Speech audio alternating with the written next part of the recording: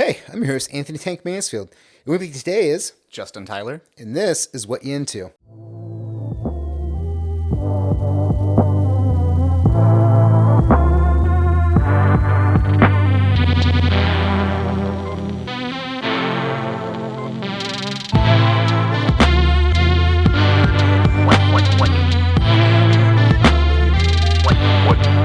What you into?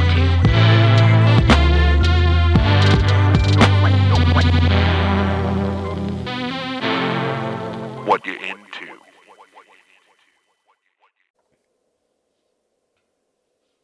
All right, hot mic. We're on. We're back. Justin, what's up, dude? How you doing, man? I'm doing great. How are you doing?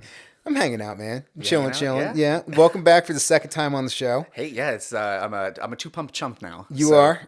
Welcome to the Double Deuce. Yeah, there we go. You are now part of the Roadhouse contingency of the show. I haven't quite figured out your naming convention for like how many times I've been on. I like the Roadhouse reference though. Shout out Dave Powell for coming up with the Roadhouse. So yeah, listener, if you know by now, we got one time.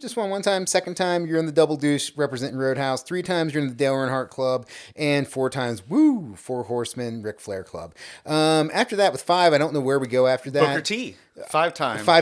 Oh, shit, yeah. WCW World Heavyweight Champion. True. All right, there we go with the 5-time, and then 6. So yeah, listener, we're working it out. We're figuring it out. It's kind of like a weird, fucked up 10 days of Christmas. So what are you gonna do? Yeah. Or 12 days of Christmas. It is 12 days, isn't it?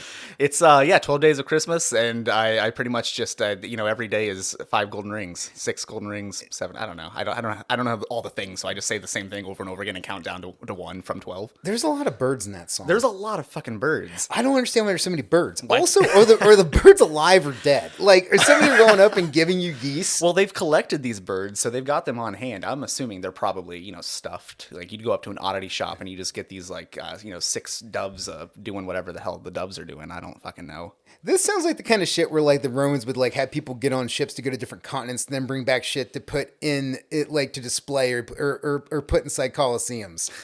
Like, it's just like, what are we, okay, I guess we're doing this. And then, years down the line, it just becomes a Christmas song. What are you going to do? Here we are. This is what's happening. Okay, well, speaking of the past and cool stuff, last time you were on the show, you and your wife were on here. Yeah, so this is my first time flying solo. So I don't know if I can quite claim the double deuces, but, I'm here. Number one, how's she doing? Yeah, she's doing great. She's working on book 2. I think we hit on that a little bit in the last time that we were on.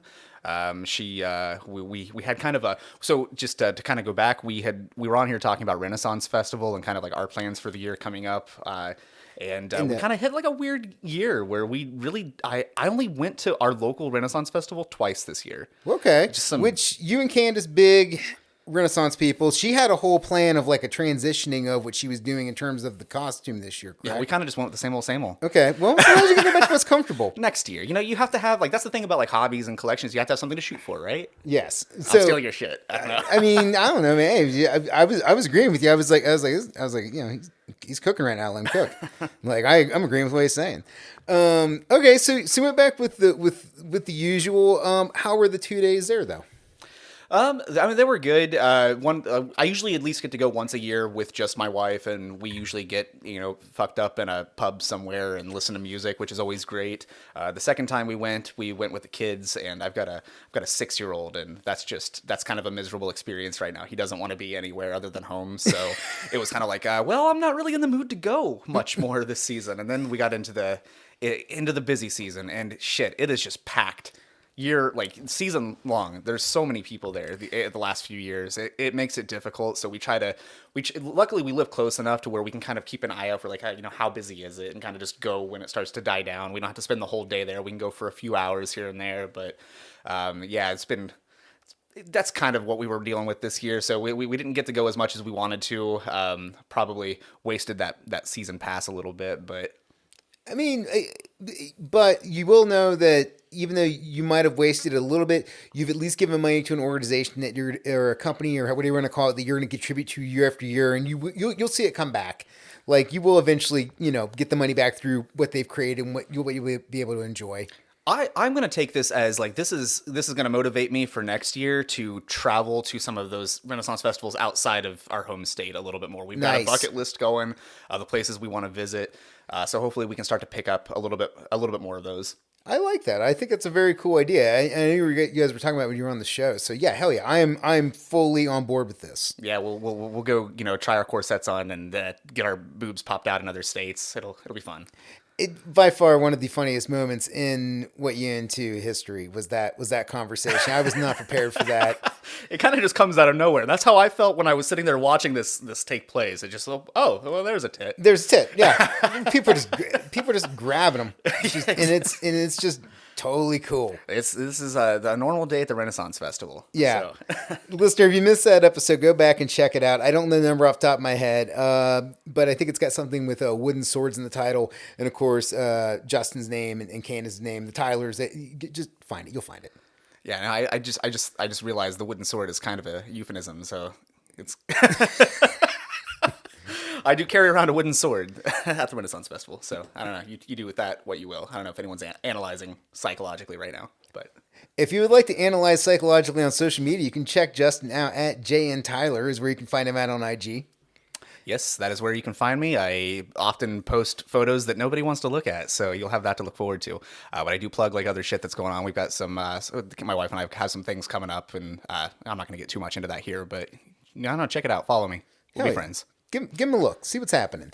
Listener, you'll find me at Neonano1 on Instagram is the place to be. My link tree is there to get to anything else you want to find out about me. It's right there in the bio.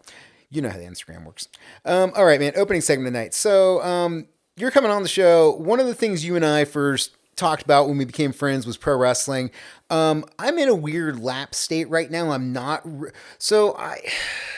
It's one of those things where, like, can you ever really leave pro wrestling where, like, even though I'm not actively watching it right now, and I'm even to the point where, like, I'm missing pay-per-views, I'm still following stuff online. I still see stuff on Instagram, on YouTube. I still know what's going on pretty much week to week, where I have kind of an idea of who the players are.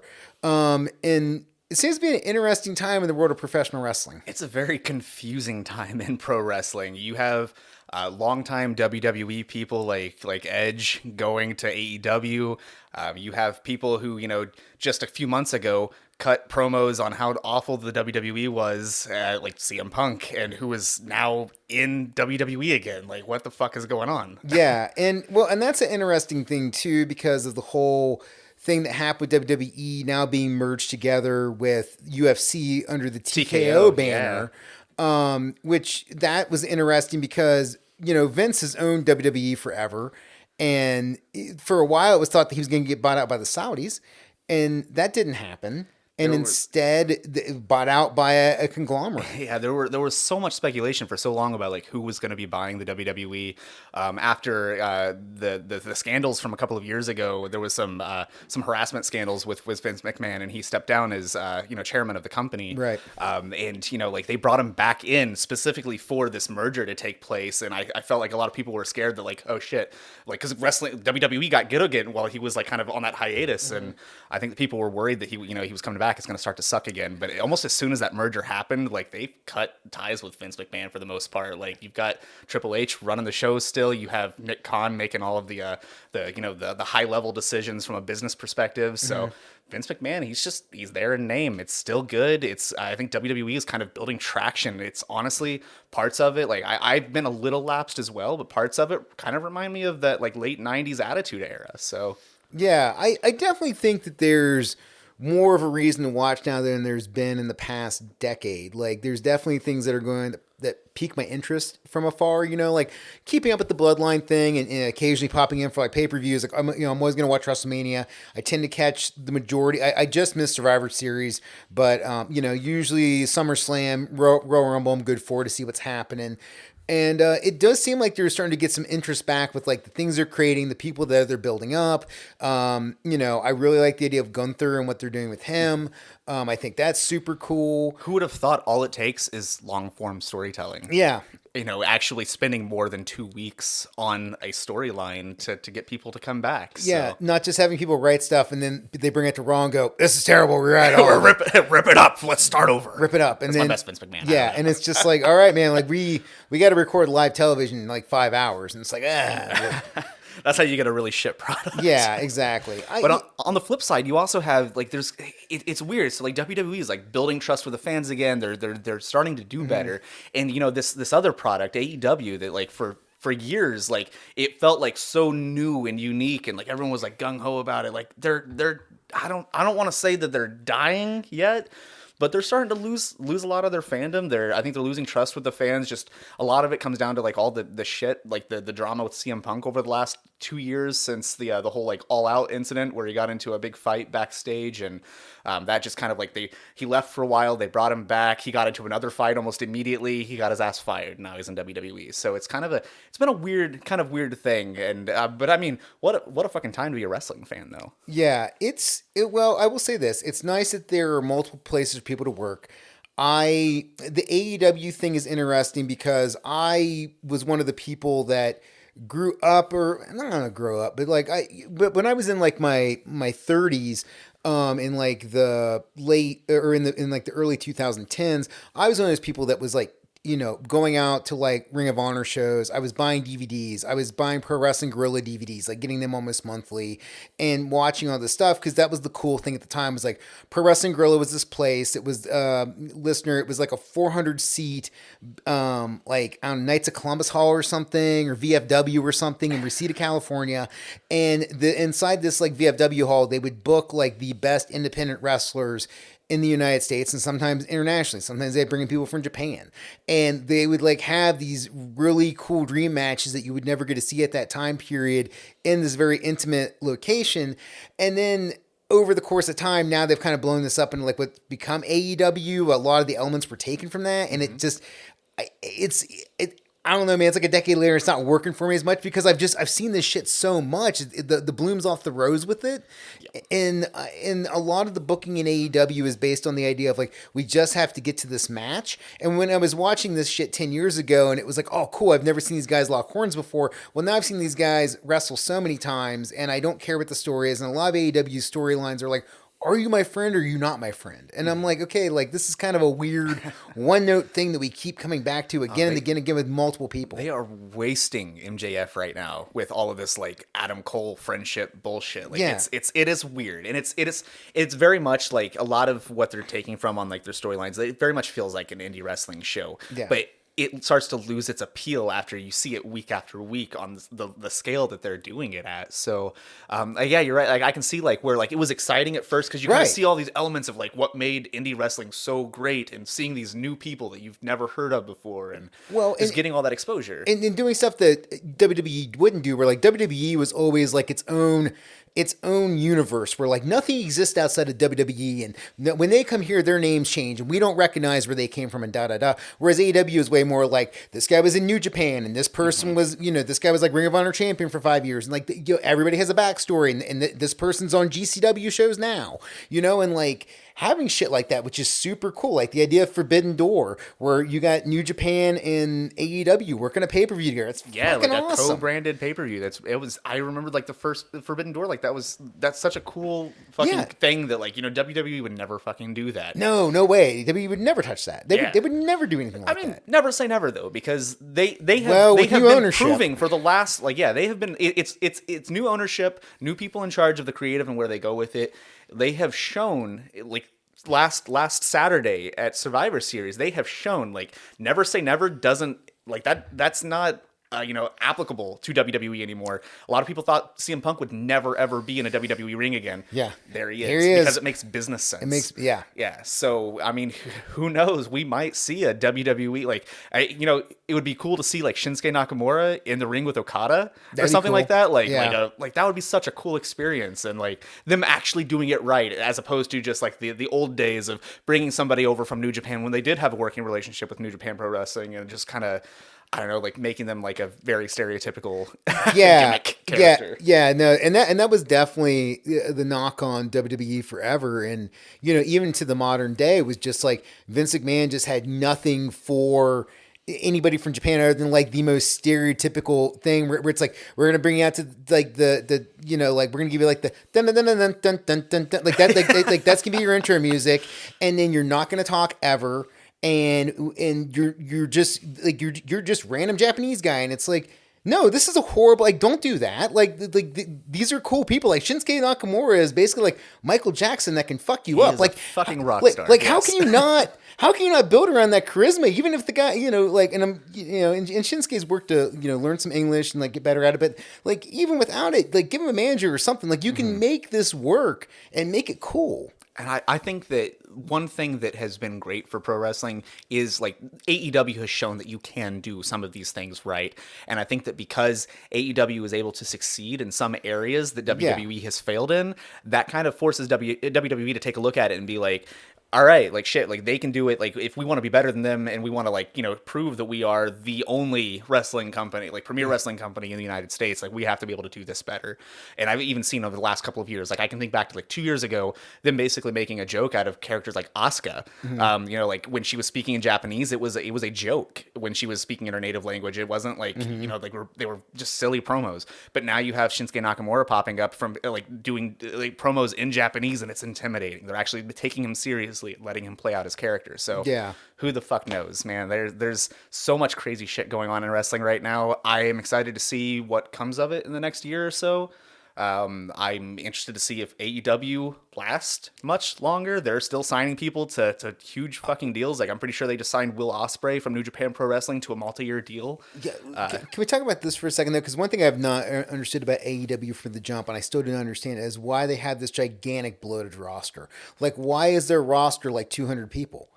Well, they're probably paying their roster a lot less than WWE is per person. So like they can afford to have some, like they have all these smaller shows. So you have AEW's Wednesday Night Dynamites, you have Rampage on Fridays, you have Collision. You have Ring of Honor, you have all of these. Do they still have Dark and Elevation? So I think they have one of them, but they dropped the other, and essentially Rampage kind of took its place. Okay. But there's so many. They have so much airtime to fill, which is funny because a few years ago people were bitching that WWE had too much airtime, and like AEW was like, oh, here's this fresh thing. It's like 2 hours of my week, and I can keep up on storylines.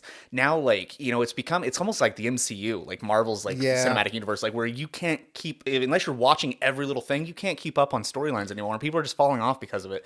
I know that's been my problem with AEW. Like, so I still tune in for the pay-per-views, but Well, and AEW also does a bad deal with like where they do like you'll miss somebody for like 3 months or 4 months and they just like mystically reappear. Like, where the fuck has this person been at? but what they will do and they won't do is like maybe they've had a storyline on something else, but they don't tell you they've had a storyline on something else. So then it's a thing where it's like you're expecting me to watch like your C show on YouTube so that I know that when this guy appears on your A show, he's been feuding with this guy over the continental, transatlantic, southern pole belt. Like, I don't like give me help me here. It's funny that you bring up like the C shows on YouTube, because like there's literally like even storylines that I've seen play out over the years where like they're referencing something that's happened on Being the Elite, which is like the Young Bucks their channel YouTube on show. YouTube, and like it's just a silly like kind of like comedy sketch channel, and like, you shouldn't be tying storylines into that because nobody's fucking watching that. I mean, people are watching it. People are watching it. But it's the hardest of the hardcore. You need something that your casual viewers can fucking get behind week after week and not feel lost and get into the storylines to build up to those pay-per-views. Yeah. Because if you're not going to pull a WWE where like I can essentially like for $4.99 get Peacock and watch all the WWE pay-per-views month to month, like, that's easy and convenient for me because I can watch a bunch of other shit on Peacock as well while I'm there. AEW, I had to, push out like $50-$60 per pay-per-view, and like they're starting to do more and more of them, and I was like, I can't afford this anymore. Which is nuts. And AEW I do and I don't like their pay-per-views. I like that when I watch the AEW pay-per-view, I know I'm going to get my money's worth. Like, I am going to see a bunch of cool shit. I'm going to see like a live action stunt show. I'm going to see dudes flipping off ladders and all sorts of shit. But at the same time, I also don't like the fact that each pay-per-view is like a 6-hour affair. Yep. And I'm like, man, like this isn't WrestleMania. Like, this is seriously just like a pay-per-view. Mm-hmm. Like, it doesn't have to be 6 hours because there's only so many times you can watch something for like, if you go to a wrestling show where you're live and you're in it, like after 2 hours of watching people kind of do the same thing over and over again, it's like, all right, man, wrap it up.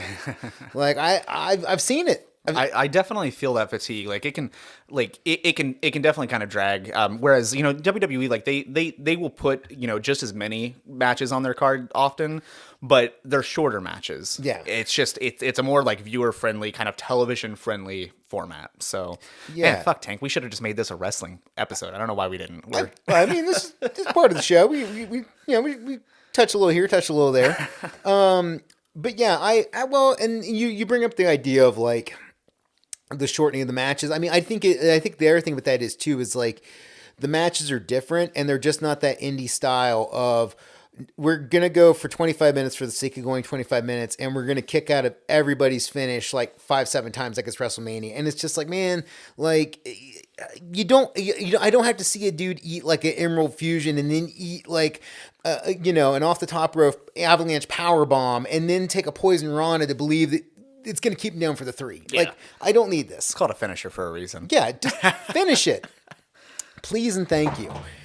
So I'm with you. I want to live in a world where pro wrestling exists and it's healthy and it's you can watch it and it's good. And there at this point, there's something for everybody. There's, like I said earlier, like GCW, like if you want to be kind of like a bit more on the underground stuff like that, or if you get into like the weird deathmatch stuff, I mean, shit like Zona 23 coming out of Mexico, where it's literally guys fighting in a junkyard. There's so much weird shit to watch right now, or any of the Japanese stuff that you can go out and find, between like New Japan or DDT, or if you want to get into like the Joshi stuff and watch the women wrestling. Like there's so much cool shit out there. Way more access than we've ever had before. And even from a mainstream perspective, you have like Impact going back to the TNA name. Like, what the fuck? That's such a terrible idea.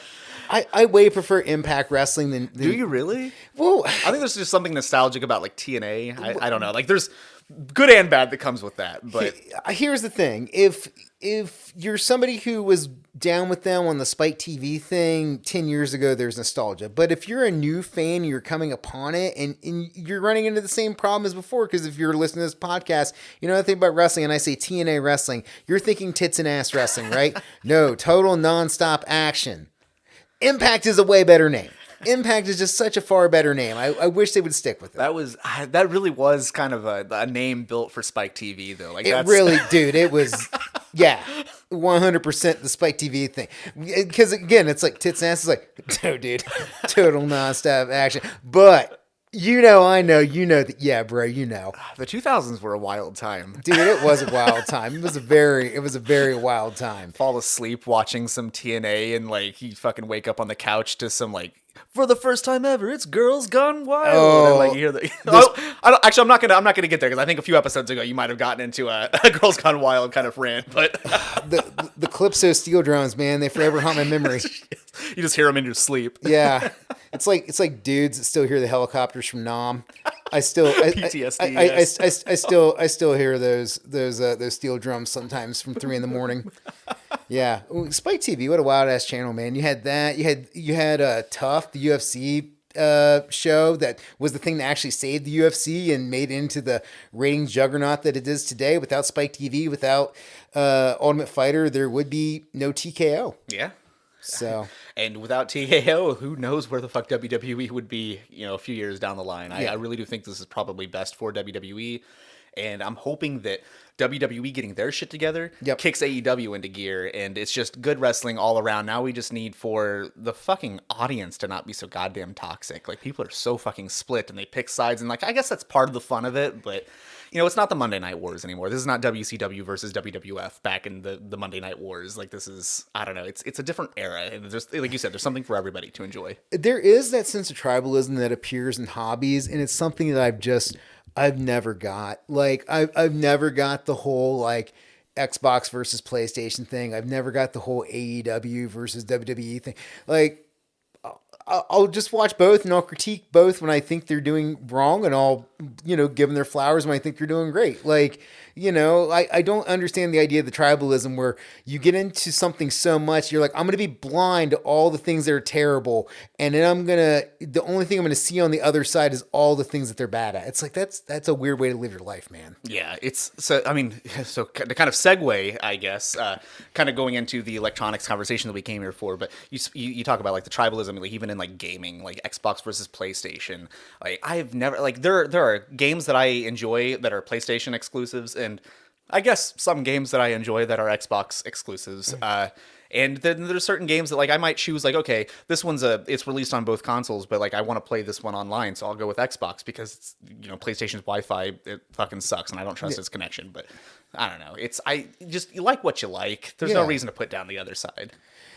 Yeah, man. The whole thing of buying into a binary of like red versus blue, right versus wrong, especially when you get into the idea of like entertainment industry, it's just like, man, I don't know. I'm not taking it too They're all just looking for your money. Yeah, They don't dude. care. Everybody's trying to get your pocket. Just, accept the grift is what it is. I mean, honestly, you probably lean into that tribalism, and it probably affects their sales. Like they're probably loving it because they have these people that are like, oh well, I'm only gonna buy PlayStation, so you kind of corner the market a little bit. And oh yeah, well, and becomes part of people's identity when they buy into tribalism that much. When you buy into groupthink that much, that you are now a part of that team. This is the thing you're riding and dying for. You will spend money on it, and you will buy things to represent that you are part of that. And again, I don't. It's just not something I really got in me, like I wear t-shirts of bands I like. I wear jerseys of teams I like, but that's kind of it. I'm not, I have a hard time thinking of something I'm really like, man, fuck this thing. I left my gatekeeper years behind me in like my teens. Yeah. Now I'm just like, if you're happy, I'm happy. No, I always go back to the conversation I had with Bobby Bronson where Bobby was talking about like, if you gatekeep, you keep people out, the more people you keep out, the less money goes into the thing that you're into that makes it better. And I'm like, shit, can't argue with that. Like that's pretty tried and true. So now I'm gonna tell everybody all the things that I love that I hate that they love, but I want them to love it too. So yeah, there just has to be like some kind of quality control or something that goes with the money where it doesn't lose the magic of what that thing is, where it just becomes something that it's not, or it gets fucked up. Like what Disney has primarily done with Star Wars has not been great, and it's just like one of those things where it's like, all right, man, like, can we find some mid ground here where you guys got all the money in the world, but can we just kind of make everything kind of more Mandalorian-y and, kind of like, listener, you've heard the Star Wars rants on the show. Well, fuck, we've got they officially made Dave Filoni is the CFFO, so I don't know what the fuck that stands for, but he's moved up in Star Wars at Lucasfilm, so we've got that to look forward to. Hopefully, with him taking a little bit more creative control in what's going on with that, and Kathleen Kennedy kind of stepping away. Not looking to make this a Star Wars episode. We could probably come back to that at some point. I don't know. I don't have Paramount, but I really want to watch the Panderverse South Park thing they did on her because all of the highlights I've seen of it are just hilarious, and it's so like dressing Cartman up as anybody is just inherently funny, and everything is funny in Cartman voice. Oh fuck yeah.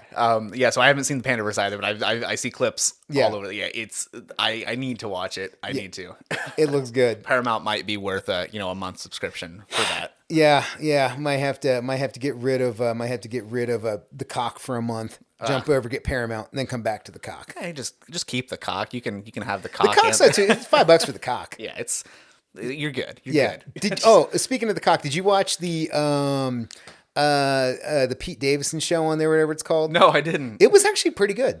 I'll have to check that out. I think we might have watched the trailer for it. There's just so many. We have so many fucking. There's so many things. Yeah, dude. I know. We were watching through Netflix just recently added 6 Feet Under, which was a show that it was an HBO show that I somehow managed to miss that had Michael C. Hall from Dexter. That was the show that he did before Dexter. So we're like on season 5 of that. We've been watching through that. So there's so much shit to fucking stream, and I'm wasting so much. I don't even know what all services I'm fucking signed up for anymore. Yeah, Joe. I'm with you on that as well. I'm sometimes just like, oh, I have this, cool, or I come across something I don't have, like Paramount. I'm like, How do I not have? Okay, whatever. I think there was a couple of months ago I was looking at my bank statements and I was like, how the fuck are we paying for Stars? So I was like, what the fuck are we watching on Stars? My wife was like, oh, I was watching Outlander, the new season. And I was like, you didn't cancel it. Nope. Yeah, so I guess we have Stars. I can watch Heels. Yeah, I was gonna say I watched the first season of Heels. I watched the first episode of season 2, and I was not as into it. But I really loved the first season. It got canceled after the second season. It's So no I longer can on imagine it Stars. probably doesn't get much better. I'll eventually go back and rewatch it, just because I love wrestling. Yeah. But that's actually one of the things we talked earlier about, like being lapsed fans. I fell off the wagon a little bit, kind of around like high school when I started to get into girls. So like that was kind of like what did it for me, was like I was too cool for that. But then I watched a couple years back. I watched Glow on Netflix, and I fucking loved that Glow show was so great, much. dude. And I was like, oh, I want to watch wrestling so bad. So like I think SmackDown was like in Cincinnati like a week or so later, and I told my wife, I was like, let's go, let's get Check it a out sitter for live. the kids. Like we'll go. Like I haven't been to a WWE show since like 2004. I think I went to like a Bad Blood pay-per-view up in Columbus. Had she ever been to a show? She had never been to a show at all, so she didn't like. What'd she think? Oh, she fucking loved it. Like I think I have a hard time getting her to watch on TV with me sometimes. Like she'll tune in like every once in a while for like some of the pay-per-views and stuff, but she never knows what the fuck's going on because she doesn't follow it outside of that. But she really loved like going to the live shows. We went to AEW Dynamite like this is about a year and a half or so ago, and we had like really bad seats for it. I think that kind of turned her off from it a little bit. She was feeling like really claustrophobic the entire time, and it was like we were like way up. So I think she's been kind of like turned off from like the live shows since then. But I think if I dragged her back into it, she would enjoy it again. Nice. Right on. Hell yeah. Well, look, man, let's get into the main card right now. Let's talk electronics. Oh shit, we're here to talk electronics. We're here to talk electronics. So this is an interesting thing because, kind of what kind of spurred the podcast was you reached out to me and you were asking about my speakers that I had because you're in the market now for picking up speakers, and we just kind of started talking about various electronic stuff, and it's kind of a weird subgenre. Like electronics is a word that covers a lot of things. It does. It's very, very large. Yes, which is a lot of my hobbies and collections. There are very few things that I'm a specific collector of. It's hard for me to even like nail down a topic to come onto this show and fucking talk to you about. But we kind of found this, I think, and it kind of like it's in that Venn diagram of like hobby and collection to an extent. So we'll get into that. So do you remember like maybe like the first electronic thing you came across where you were like, oh, this is cool, I'm into this? Like, do you remember what that first thing was? So I guess I kind of have two answers to that. When I was younger, I remember like I had like inherited an NES from my dad. He'd had it before I was born, and I had kind of gotten this like little like 13-inch tiny ass TV that he had from his bachelor days, and like I had that in my room. So I think that was like one of the first things, like my kind of like introduction into electronics. But I remember like my dad, he worked like weird hours, like second and third shift a lot, wasn't around very often. When something would go wrong with like our VCR or our TV or something, like I had to learn how to fix that shit. So like I kind of just got into like, oh, I'm the person in the house that knows how to hook up this stuff.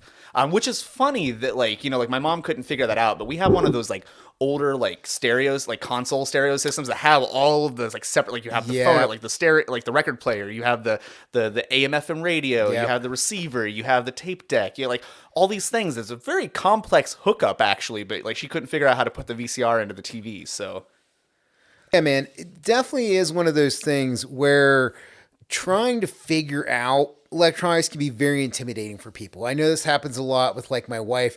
She's just kind of like, it's your thing. Just you do it, and then and then she's like, wait, how does this work? And then kind of have to explain the system, because there is a whole series of systems and stuff where it's like, this has to go here, this has to go here. You got to turn this on before you flip the switch on this thing to do this thing to da da da. And some people drop out immediately with that. That's the part of electronics I love. I'm like, ooh, how fucking smart do you feel when you fucking get it right? Yeah, you feel like that's great. Like I think that's another thing you and I can probably relate to. Like that's how I felt about instructional design. Is like there's like certain elements of it, like when you get it right and you're like, oh shit, like that fucking just worked. How did I make that work? Oh yeah, when I first started doing instructional design stuff and I first started to do things where like creating walkthroughs or creating like interactive things where like you press a button and then this happens. The advanced interactions yeah, and stuff, and like all that making stuff. that work. Yeah, that feels good because it does feel a lot like you're like messing with the gearbox and you've like figured out how to make shit work. Yeah. And that's a very cool thing. And the same thing with electronics, that feels cool as well. Like when you're starting to configure things together and you figure out, okay, sound's coming out of here, picture's going out of there. All right, cool, we got all this. And you're able to kind of, get the benefit of both not only solving the problem, but then reaping the benefits of how cool is this thing now. Yeah, so to go back to like my mom not knowing how to like work the electronics in the house and me being the person that was always doing that, I just remember like she somehow like she couldn't work the VCR, but she knew how to. I saw her at one point. She was using our tape player on our stereo system to record on a blank tape from like a cassette that she had bought so that she would have a copy of it for both the car and for in the house and not have to take them back and forth. And that got me thinking like, can I do this? Like, I was like 6 or 7 years old. I'm not very old here. Like, can I do this with a VCR? And I just remember like sure enough, like I figured out how to hook 2 VCRs up to one another. I went up to, we had a local video store called Dave's Video. It was like one of those like tiny like videos, Hell yeah. like VHS video stores with like the beaded room. That, That's the beauty of independent. Look, if you're an independent rentals place, that's where you make your money at. Because Best Buy and Hollywood Video are not renting porn, but you can.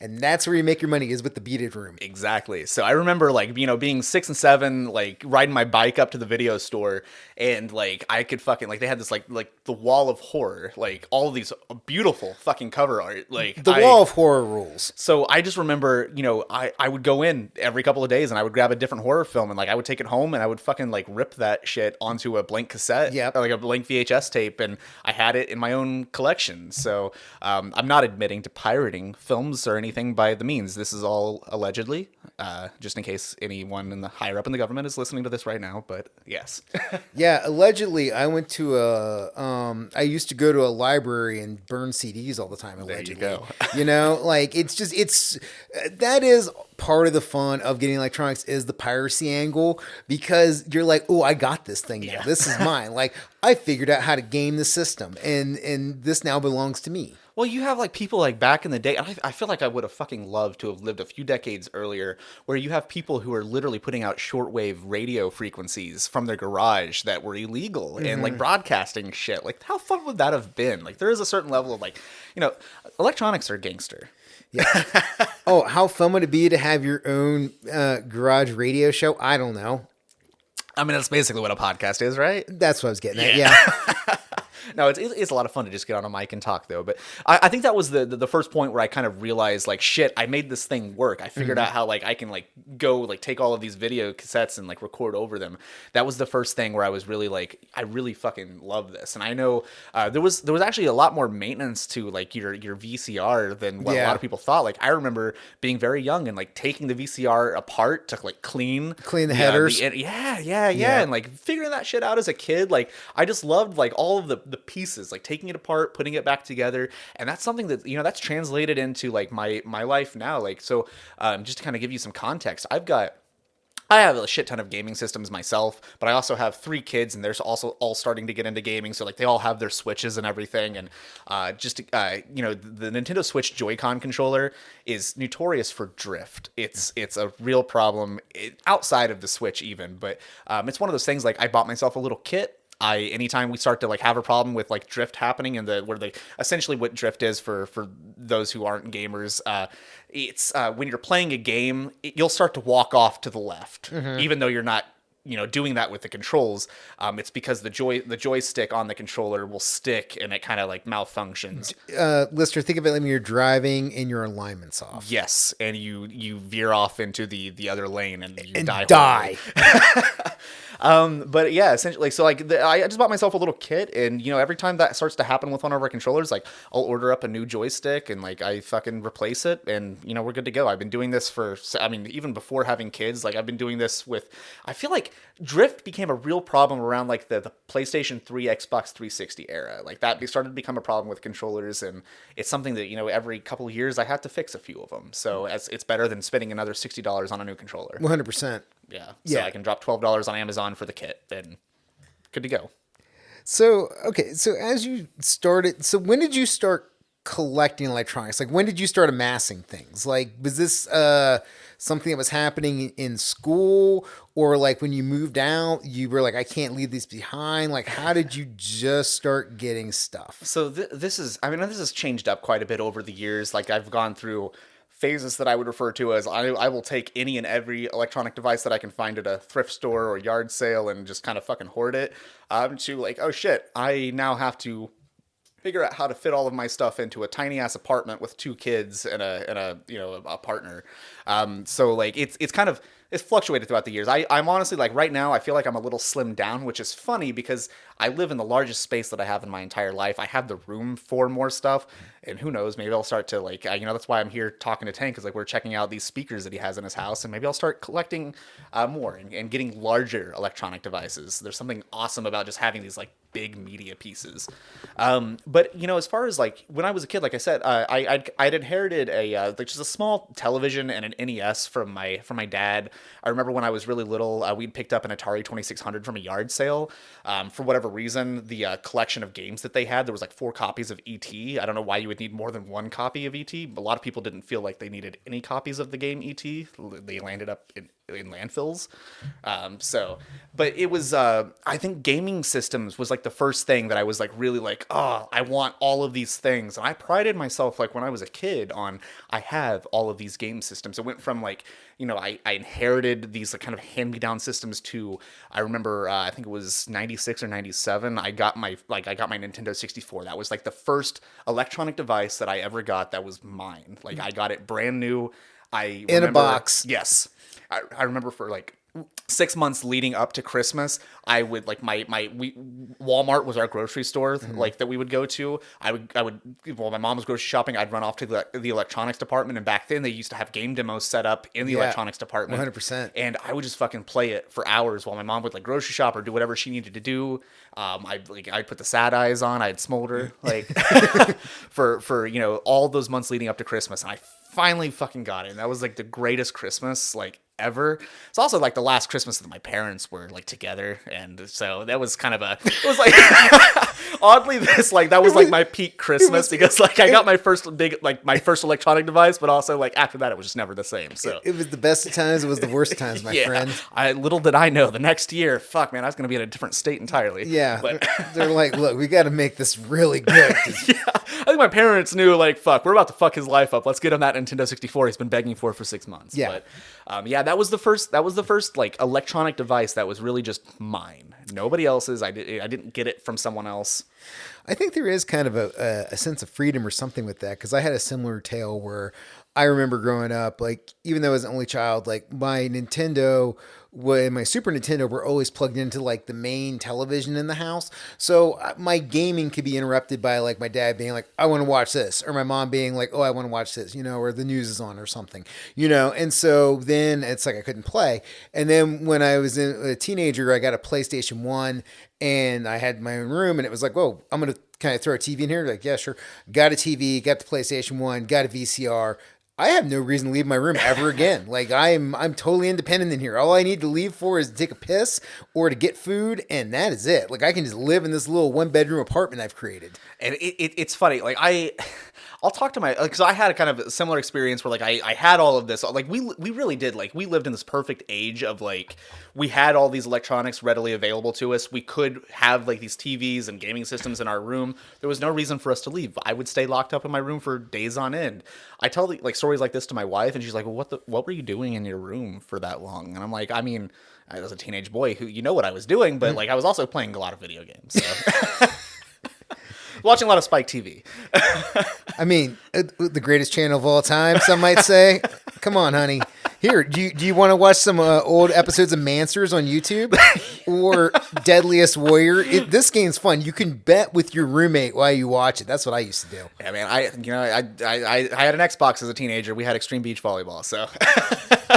also a reoccurring topic on the show for some damn reason. I've noticed like it's come up a few times. A few times, dude. People love extreme beach volleyball. It's definitely a thing. But yeah, there's a certain level of like freedom that I feel like I experienced with that more so than I ever did like when I got my first car, for instance. Like just like this independence of like, oh fuck, like I've got these entire worlds that I can escape into with my gaming consoles. Right. And I can just do it from my room. I can like sit in my, especially wireless controllers. That becoming a fucking game changer. Like, oh fuck, man. Like now you can just like lay on a bed and chill. You're no longer tethered.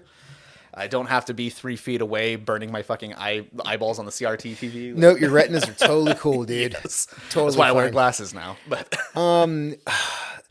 CRTVs. I mean, we're talking electronics. I feel like we got to talk about those. What a weird thing that has happened. So, listener, CRTVs are a good thing to point out of.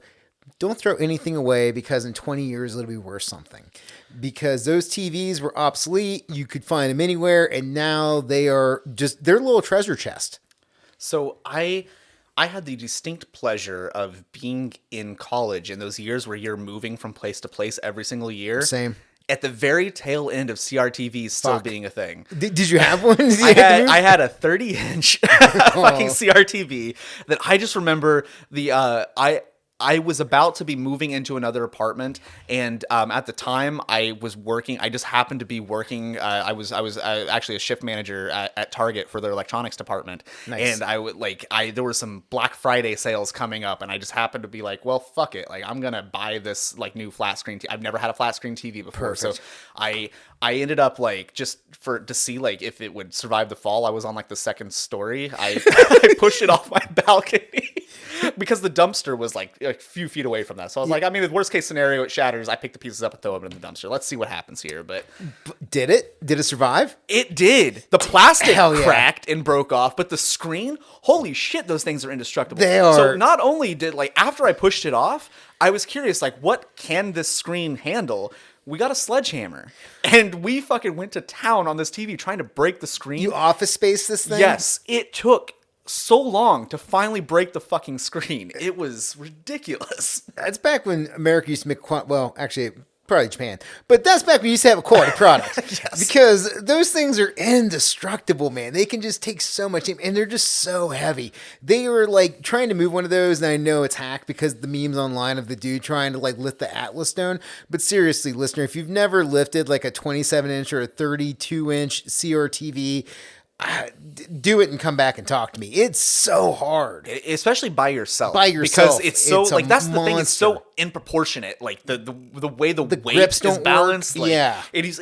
I remember there was like handles Yeah. up on the top that I could kind of get my fingers into, but then all the weights in the back, and Yeah. you're just like, oh. Yeah, you're doing like a weird upright row with the television. Like it's just, and now it's ridiculous that we live in this age of flat screens where like the only reason that I need somebody to help me move a flat screen is just because like it's too long for me to handle by myself usually. It's very odd. Yeah, so like trying to set so I got like a 75-inch down here.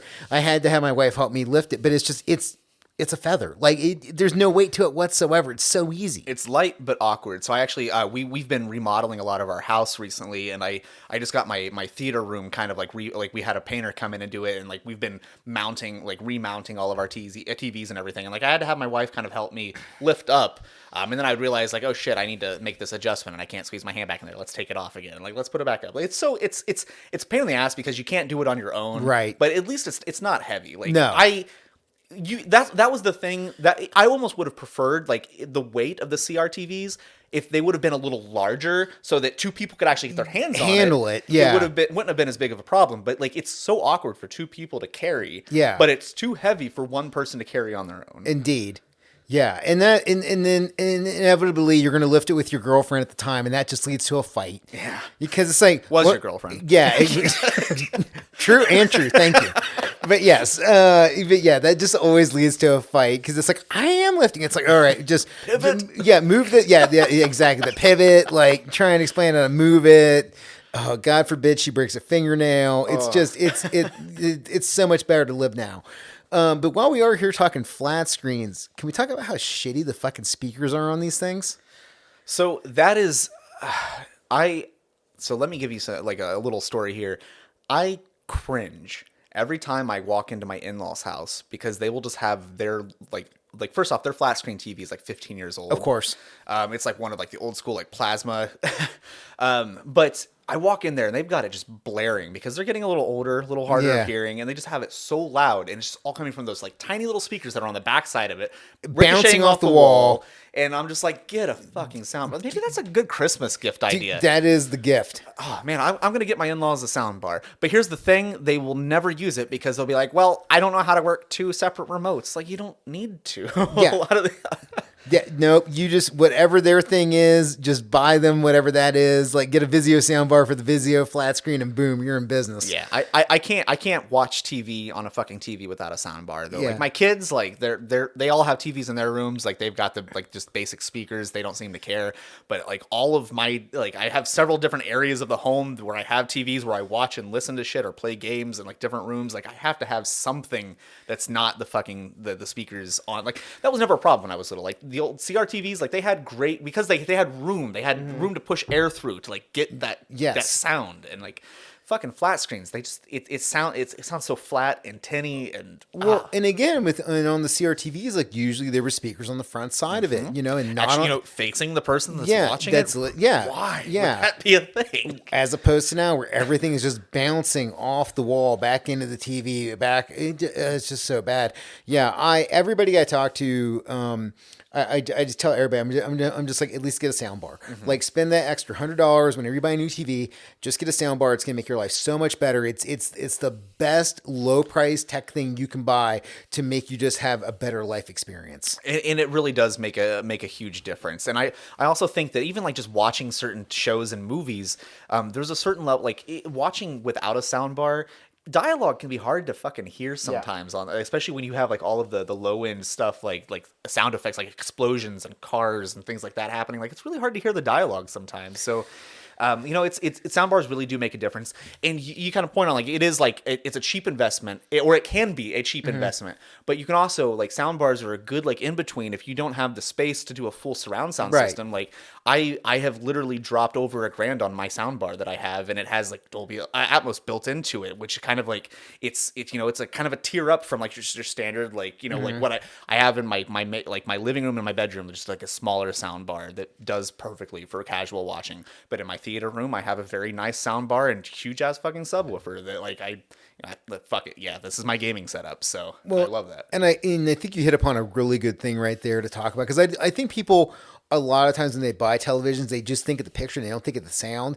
And the idea of like, you need separate channels for different sounds, because you like if you're watching any kind of like an action movie, like just any of the Marvel movies, like you need a channel for dialogue, you need a channel for music, you need a channel for sound effects, for like low end rumbles. Like there's so much different stuff, because if you try to pack that all into just the speakers of your flat screen, you're taxing your like which is the most important thing. Like what's going to stick out? What are you actually going to hear? It's just all muddled together because this TV is not built to handle this. So to give you a little bit of a context into like my background, like I've spent years in video production. Like I actually started out my career in film production, and a lot of times like that sound mix, it's mixed for like a fucking like 10.2 fucking like theater setup. Like you're not mixing it for these flat like speakers that you find on the back of a flat screen TV. It's not mixed for that. It's not going to sound right. And it bothers me that people are just okay with listening to it that way. You don't have to have a full setup, but like at the very least, invest in some kind of separate speaker. Get a sound bar that is dedicated to that. Get a sound bar, please. God, I'm getting a sound bar for my in-laws. I'm doing it. When you buy a TV, buy a sound bar with it. It's just part of the price of admission. You gotta get it, and it's a great thing. Great quality of life investment. Yeah. That's. And it's a great time. So we're recording this in case you're listening in the future. We're in the holiday season. We're kind of just past Black Friday, but before Christmas still. And like, there's so many sales going on. It's a great time to buy electronics. It really is. It really is. You got to be careful though, because then you also have like your big box retailers like Target, Best Buy. Yep. They put out these televisions for like Black Friday that are just not dog shit. Yes, they essentially like they will make these subpar models that take all the spare parts they have. Yes, and then like what they don't have, they buy from like other companies across the sea that like don't even like technically go into most of their other models, and they just make this Frankenstein's monster of a television that is like, well, it breaks, and then you can't get the repair, like the replacement parts on them, and then so be careful of the Black Friday TV deals. Well, and it's also the American thing where it's like, I can get this thing for this big for this little money. And it's just like, okay, well, now think about that for a second. Why is there such little money for this thing that's so big? I don't know. It's big. It's just like, God damn it. No, think. I have tried having this conversation with my mom before, and I think that this is a good point to make since we are talking about electronics and like the different levels of electronics and pricing and everything. Yeah.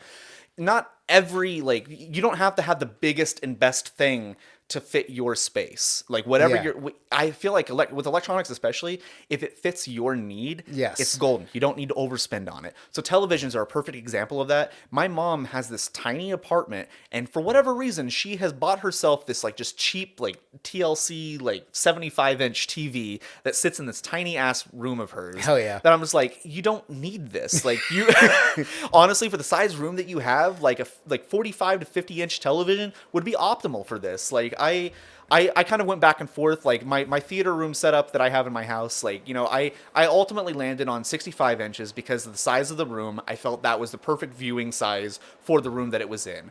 I also, you know, I'm a huge audio guy. I love tech. I love, like, we're sitting here talking about electronics. I would love to have a surround sound for my theater room, but for the space that it's in, surround sound just doesn't make a lot of sense. So that's why I have invested in a little bit nicer of a sound bar with Dolby Atmos.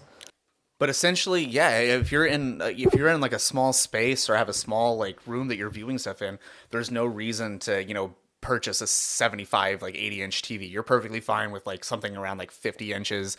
I would invest instead of like buying larger, because chances are if you're that close to your TV, the quality is like dropping off because you're just like looking at something that's, you know, a little more pixelated looking when you're that up close to it.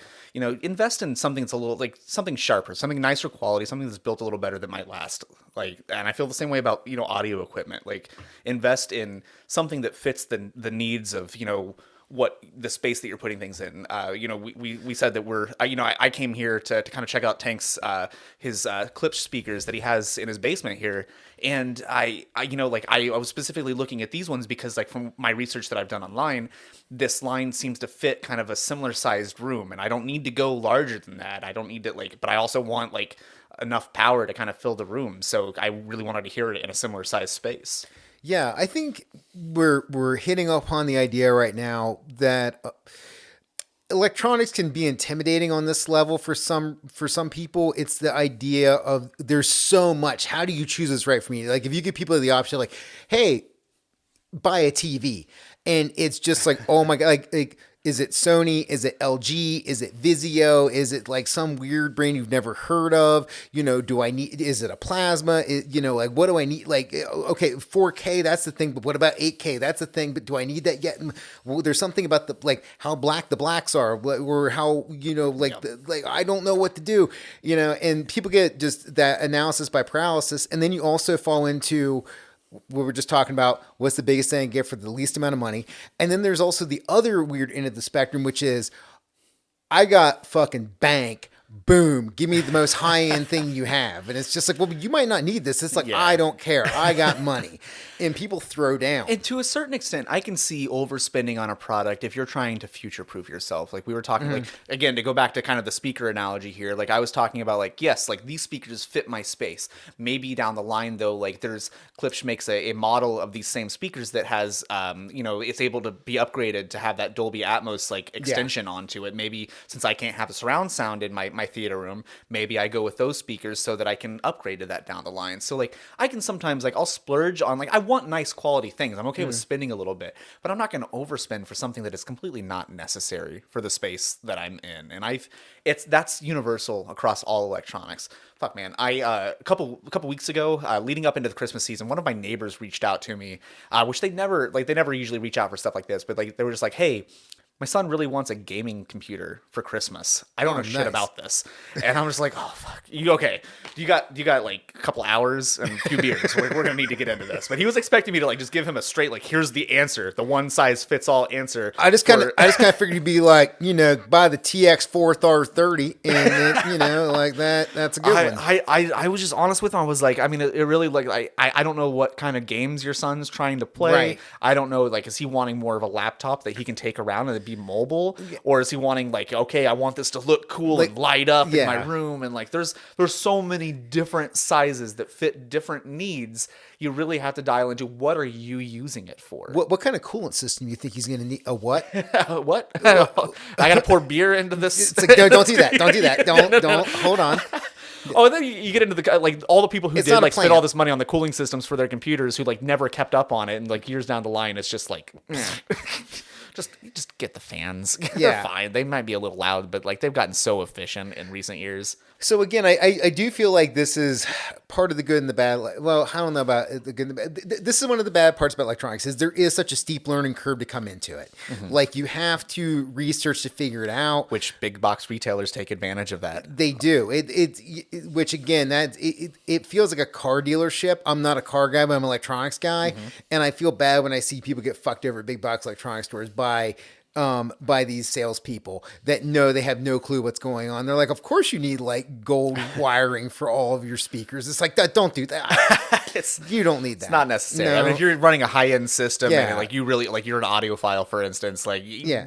you could probably make the argument if you have the money to burn. Are you Henry But- Rollins? Is this the only thing that brings you joy in life? And you also have you're just a single dude that is just sitting on top of millions upon millions of dollars? Then sure, get the gold. That's fine. That makes sense. That you should do that. But if you're just like some random asshole living in Cincinnati, Ohio, don't do that. Are you? Do you follow the audiophile subreddit? Yes. That is such a fucking circle jerk. do Just you- bullshit. do you follow the TV's Too High subreddit? I don't. That's a great one. I know what you're referring to. I don't follow that subreddit, but I see postings like that all the time. Like, is my TV too high for like the angle that like, fuck man, like whatever works for your space. Like being a video guy, like I also get a little anal about that. But when it comes down to it, like we just recently we had our again, like I'm doing some home remodeling right now. We had our room kind of like repainted and everything, and like I mounted our TV in our bedroom, and I was essentially like at first I was trying to figure out like the optimal like angle to put it at. Sure. My wife was like, "Well, we mostly watch this lying down though, and I don't want to be hurting my neck." To, True. like getting double chins looking down at a TV. So please put it up a little bit higher because that's how we use it in this room. Right. It comes down to how you're fucking using it. It's the same argument for like how much you spend on something. So for our bedroom, I put it up a little bit higher. Would I do that in my theater room? Fuck no. I'm sitting down on a couch and I need to be like, Right. I want my eyes to be level with Yeah. like the top third of like the rule of thirds, like the top third of the screen. I Yeah. want that to be like where I'm looking at. So it's, You're not at a bad sports bar. yeah. You're at home in your theater. And it needs to be comfortable, and it needs to be the best that I can make it. And that's I'm all about optimizing what I have in my space, and that determines how much I spend on any sort of electronic. That determines like what price point I'm willing to go to for something. Do you have any favorite electronic brands? So it honestly depends on what we're talking about here. I am one of those people that I am willing to give anything a shot. I have owned, so like we're talking about televisions. It's just I think it's like the easiest, most like kind of relatable electronic to the listeners. But with televisions, like I've owned so many TVs over the years. Even since I did switch to flat screen TVs, I've probably owned like 10 or more TVs. Holy shit. Well, because like what happens is like I'll buy one. Couple years down the line, like I spit out another kid, and then I upgrade my TV and give them my old one. So like, we've kind of like circled. Like I still have like my very first flat screen TV that I bought. It's in my son's room. Like we still have it, but we've opened up to like now we're in this like 5-bedroom house with a guest room and a theater room, and we have a like in our fucking garage I have a fucking beer fridge and a projector, like so I can watch scary movies during the Halloween season.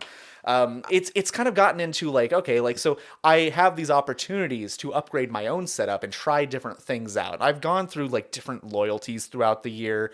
For a budget television, honestly, Vizio makes some pretty solid shit. Depending on the series, like you have to be willing to spend enough, but it's not going to break the bank to get a good quality piece. Yeah.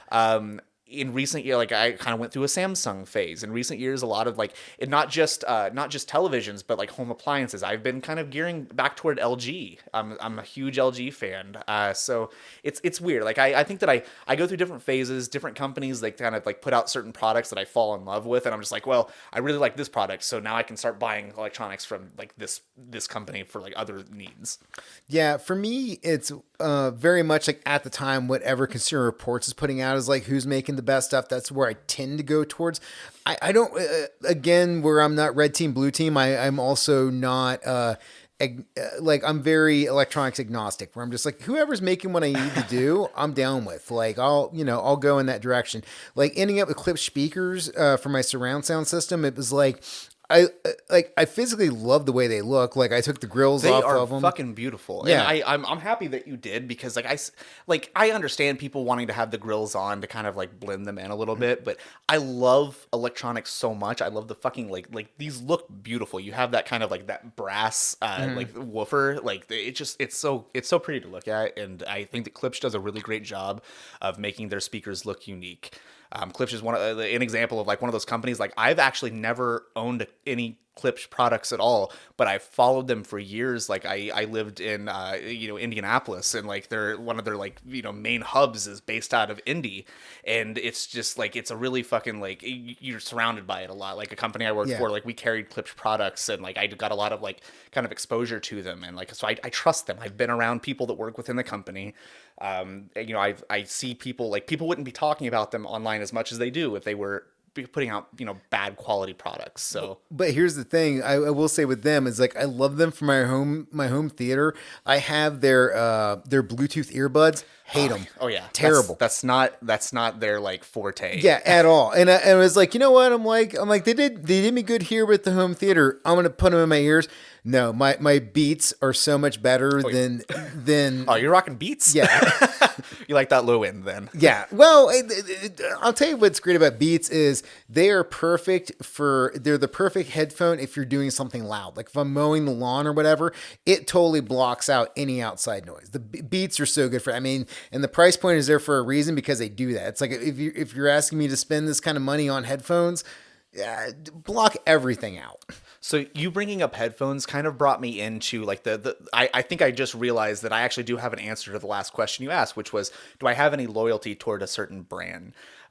So being, I work in video production, and one of the most like trusted brands of like, headphones, like good studio monitor headphones that give you a nice flat sound, like that's true to, like how you should actually be hearing things. Sony makes a great fucking headphone. They make really great electronics in general. I mean, we talk about like the gaming systems. Like I've had every PlayStation that's come out. I just recently bought an Xbox Series X, but I've kind of lapsed on Xbox over time, and I kind of moved away from from the Xbox kind of side of things. But even in like my professional life, like Sony is, I have a Sony camera. A lot of my lenses are Sony made. A lot of the accessories and equipment that I get for my camera are Sony made. So I honestly, like, I guess I have to say Sony is probably like the most solid electronics, and like they've been around for years. Yeah.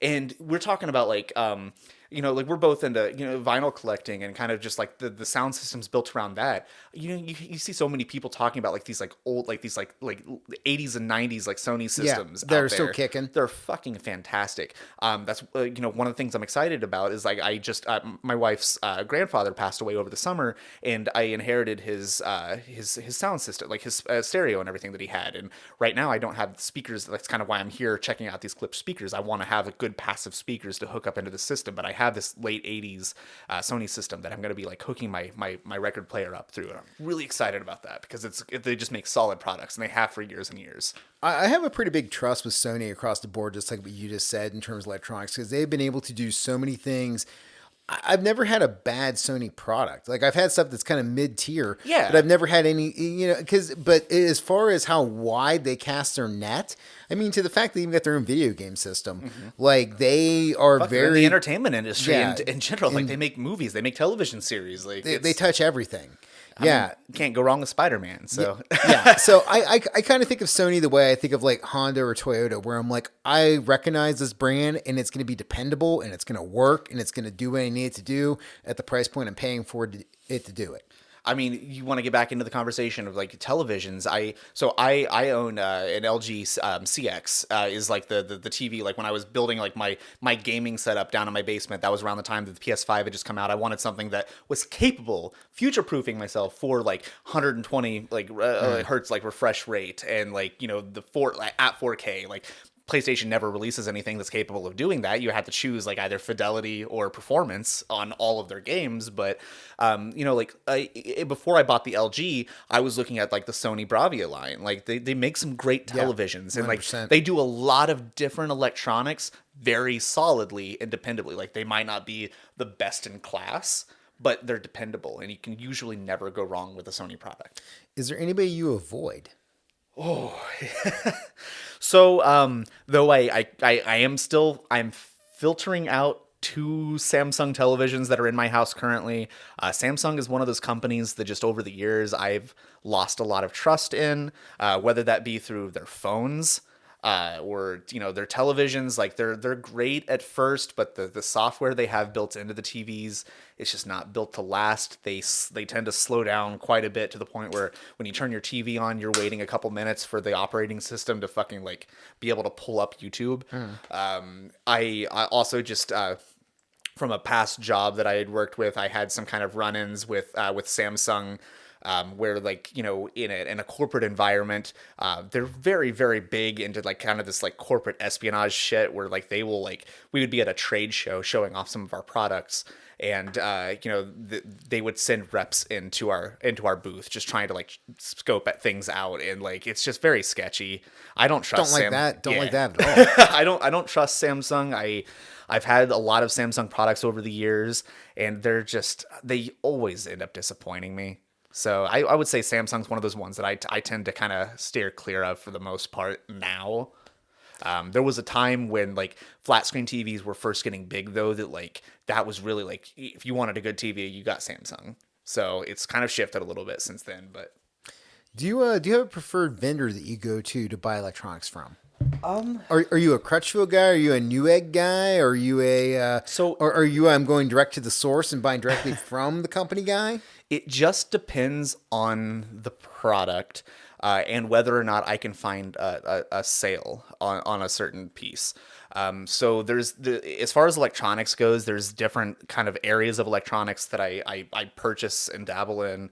So if we're talking about like Crutchfield is a great source for a lot of like for really like audio. But then at the same time, I play guitar and, Sweetwater is probably one of the sources that I will go to more often than not for different pieces that like, if I'm looking for, all right, I'm wanting this, like this pedal or, like I'm looking to get like just, or if I'm just looking to get like a new like mic stand or cables or something like that. Like they usually I can find some good deals and they're pretty trustworthy. In a pinch, I can go to Guitar Center or Sam Ash or like it's not a bad store. But if I'm patient enough, which oftentimes I need that instant gratification, so it's hard for me to be patient for something to like be shipped to my house and come in. I like to be able to go physically see it and walk away with it right there.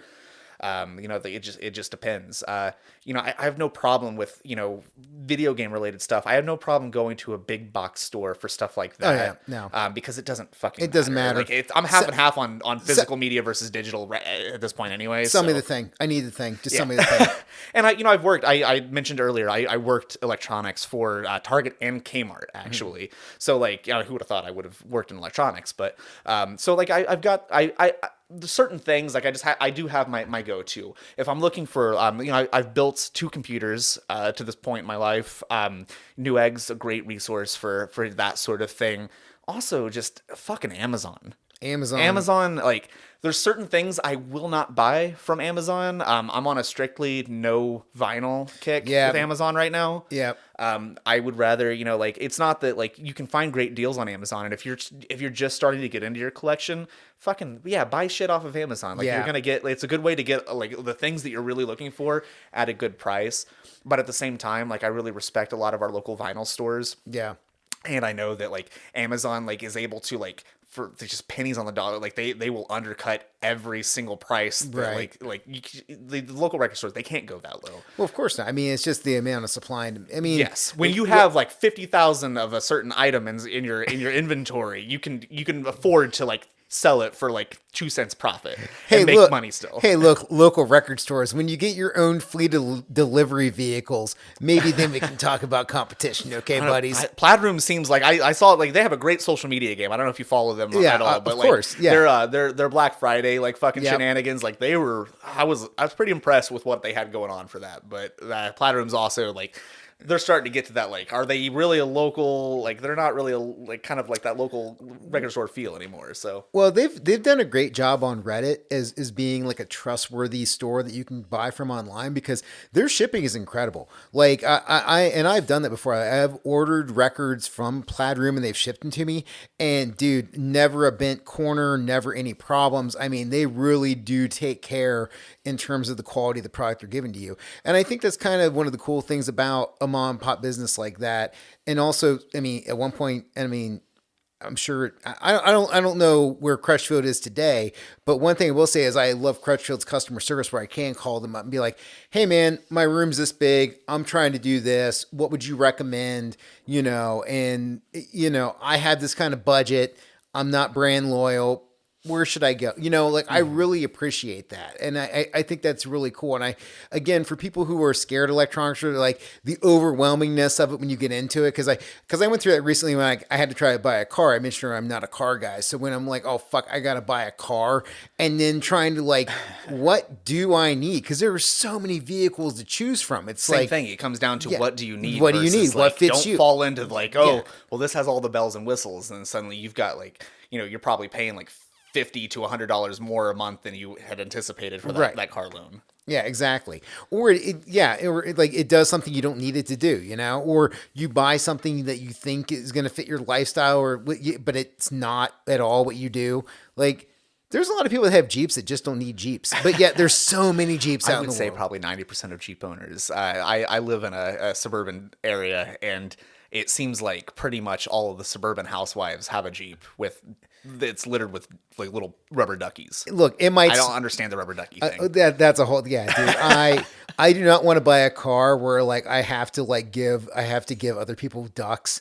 I don't want to be a part of anything where I have to wave at somebody when I'm driving. Like, no, thank you. But yet there are, and it is what it is. And so, yeah. So, listener, I think what we're trying to say is, like, when you get in electronics, I get where you're at, where, like, if you're into it and it's kind of scary to walk into, I totally get where you're coming from, but also know that we're also trying to, like, pepper some stuff in here to be like, hey, here are some places that can help, that can make it very accessible, because it doesn't need to be a scary thing. It doesn't need to be an intimidating thing. There are people that are willing to help you, and they're not looking to fuck you over. And I will say there is some great customer service out there if you're willing to ask. A lot of people are afraid to ask questions anymore, and I think that it's because, like, they have this kind of preconceived notion that, like, especially with a lot of, like, your retail workers now, like Gen Z and younger, that they're gonna, like, kind of just, like, not care or whatever. But, like, you get into some conversations with these people. Like, I worked electronics when I was very young. Like, I love talking to people about electronics. Like, they do care about their jobs, just because they're not, like, I don't know, they might not have the same kind of, like, pull your bootstraps up, whatever mentality that your grandpa had. Like, they do care about their jobs. They're passionate about, like, what they're, you go into, like, Target and you talk to somebody about, like, some gaming systems or video games or something, or, like, maybe some of the TVs they have. Like, they might have a thing or two to say that you might not have realized, like, oh shit, I didn't know about this TV. It's like information that you wouldn't get from the card that you're reading. So yeah, and even to this day, I do agree with you on that. That usually in stores, people they pick specific people to be in electronics department. It's not just a thing where you can throw anybody back there. Like, people do realize that there are going to be a lot of specific questions asked of you if you are working in that area. If they didn't feel like you belonged back there, you'd be working the front register. Yeah, exactly. 100%. Yeah, I would say like it can be very intimidating, and there's so many different things to consider. If you're not the kind of person that is willing to look into, like what like the black levels on this television, what does that even mean? If you're not willing to put the research into what that even, like, what that is and why, like, you would want to have something that's like a truer black, you don't probably need a fucking expensive TV. Like, you're probably good with, the Black Friday special that Best Buy is putting on, where they've just Frankensteined like all of these parts together, and like you're good with that. You need to watch TV on it. You just want a functional television that you can, watch reruns of Seinfeld, or, I don't know, I'm not putting it on Seinfeld, but like whatever the fuck it is that you want to watch. Like, you just need something that shows what you're trying to watch, and you don't care about the quality of it. But then you get into the argument of like there's different subgenres of that, where like some people they want it for gaming specifically, and you need to have different things available, like different refresh rates, different like how many HDMI cables are on this television, 100%. What ports in general, like for like sound systems, like what kind of hookups do you have for that, like because everyone has different needs. So ask the questions, be willing to look into it. Yeah, it can be scary, but there's a lot of resources online. There are so many YouTube channels that just will fucking break down everything, detail. Everything. So find a YouTuber that you trust to kind of like talks about tech and electronics. And if you're looking to make that purchase, I mean, usually they can make some pretty good recommendations. At the same time, I will say there are some YouTubers who they're just trying to push a certain product because they're being sponsored by this company. So be wary of that. Yeah. And have conversations with your friends like us that like electronics. We're always down to help. Yes. All right. Before we move out of the whole buying process of this, do you have a ceiling on what you're willing to spend on electronics? Ooh. So that is... It's funny because right now the thing that I have my eye on, and again I've come back to this a few times, it's these Klipsch speakers, and I feel like it's probably going to be a Christmas present to me for my wife once I tell her like, yep, we're good with that model. But it's something that I've been talking about for several years, and it's not like it's an overly expensive thing, especially because I'm just buying the left and right channel, like the front tower speakers. I'm not like doing the full surround setup. I'm probably going to end up spending about $600 to $800 total. And for some reason, I've had a hard time pulling the trigger on that because I have functional audio in my home currently. So I think it really just comes down to like, what is the need versus want on something. At the same time, like I have a $3,000 television in my basement. And I had no problem pulling the trigger on that because we moved into a larger home. Suddenly I had a space that wasn't in our like very claustrophobic living room with 3 kids running around yelling, where I could play games. And I was like, well, fuck, I just got a PlayStation 5. Like, I want something really nice in here that can like do like the 120 refresh rate. And like, I want to future proof and like have like a really nice TV for down here. And so I spent the money on that. But then other times, like there's just certain items, like I have a hard time spending that much on certain things. I just, a couple months back, a little while back, I bought a Rectech pellet grill, like a pellet smoker. Mm-hmm. That was another thing that like I talked about for almost 2 years before I finally bought it. And it wasn't like it was super expensive. I think like I got it on a Black Friday sale for like 600 and something. But like I had a hard time bringing myself to spend the money on that specific thing, even though I'd been like doing all the research and talking about it for so long. And like that was like a big electronic purchase that I just had, for whatever reason, I had a hard time buying that. So I think it really just comes down to like what it is. Camera gear, I go into that understanding that like for a lens for my camera, I'm probably going to drop anywhere between $1,500 and $2,000. Holy shit. Yeah. So there's different levels of like, what is the need? What is there like with the camera gear, because I do use it outside of just recreational use, there's a return on investment for that. So there's lots of options. Like first off, like I do a lot of freelance work where I can make money off of that. There's also the ability to rent out that gear to other freelancers in the area who might need it. So you can make a little bit of money off of that. So it's a little different with that. I'm okay with spending a little bit more. I would say like the two things that I have experienced in like the full like, plethora of my electronics that like has the best kind of just staying power is lenses for my camera and audio equipment. They seem to be pretty timeless. You invest in good audio and that shit, like I mean, I'm sitting here looking right now. You've got some stereo equipment from the fucking 70s set up in here that's still like you're still using it Right. today. It's timeless. If you get something that is quality and you take care of it, it will last you a lifetime. So it really just comes down to like what it is that what you're looking to purchase and what need it needs to fit. I would say as far as like a shelf, most things. Oh, it's a tricky question because like inflation is like fucking shit up so much right now. But like I have a hard time with like smaller electronics spending more than like $100 on them, like something that's like not a daily use thing. But if I know that I'm going to be using it all the time and I'll get something like I have like several like just Bluetooth speakers throughout my house that I can quickly kind of just connect to and listen to music. Like I'm okay with spending a few $100s on something like that. But then like I have like if I'm listening to my record collection, I want that's more of an experience. I want to sit down and kind of listen to it and kind of be immersed in it. I'm willing to go to a higher threshold for something like speakers for something like that because like that's not just a casual listening experience. So I don't know if that answers the question. No, I think you're hitting on stuff that I too look at when I value electronics. I don't really have a ceiling. I do and I don't. I have like what I can afford, but I never like have a thing where I'm like, oh, I will never spend above like $2,000 on a TV. Like maybe I will, maybe I won't. I don't know. We'll see what happens. It depends on where I'm at in life at the time. But the things that I hit upon are the idea of like where I start to do the cross analysis versus the price is number one, what's the immersion? Does this make immersion easier? Because that's really a lot of times like what I'm using electronics for is I'm using it to take myself to someplace else. Like I want to experience something, I want to see it better, or I want to hear it better. I want to get to a point where I'm kind of lost in it.